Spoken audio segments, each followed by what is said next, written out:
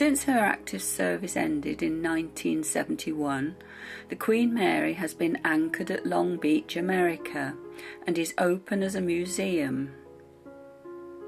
In her day, she was the choice of chic travellers.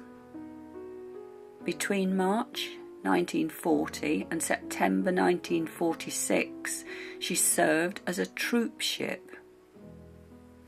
She had 16,683 men on board at once.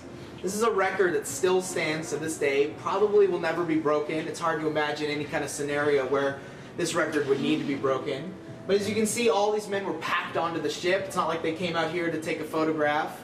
They were pretty much stationed there for hours at a time. And all of the bunks on the ship constantly had people laying in them. They would take 8-hour shifts. It was called hot bunking. And the mess hall downstairs constantly had men coming in and out of it. This was the only way to accommodate this many people. Normal capacity would be around 2,000 passengers.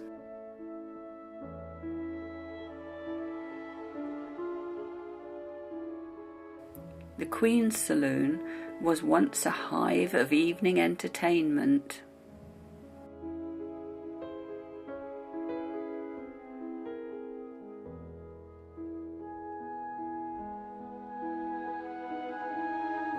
Many weddings have been performed in this chapel. The children's playrooms have all the original toys. First and second class children were segregated. In her day, she carried the great, the near great and ordinary, the famous and the infamous, soldiers and war brides on her 1001 voyages covering 3 million miles. The bridge now lies quiet and is well preserved, as are the quarters of the chief engineer and the captain.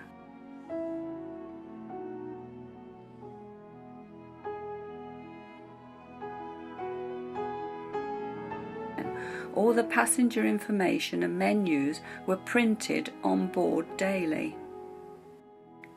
The engine room was the real powerhouse, giving an average speed of over 29 knots, taking just 2.5 hours longer to cross over to America than the record at that time. Outside, the decks show the full majesty of the ship. It is dominated by 3 huge funnels, only 2 of which were in service. The third, built to give a more pleasing outline to the ship, was used as a storage room.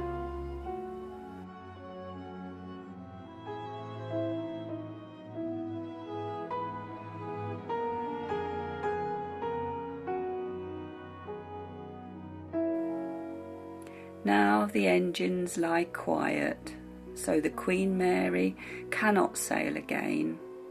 Visiting her was a glimpse into the past and a time for reflection.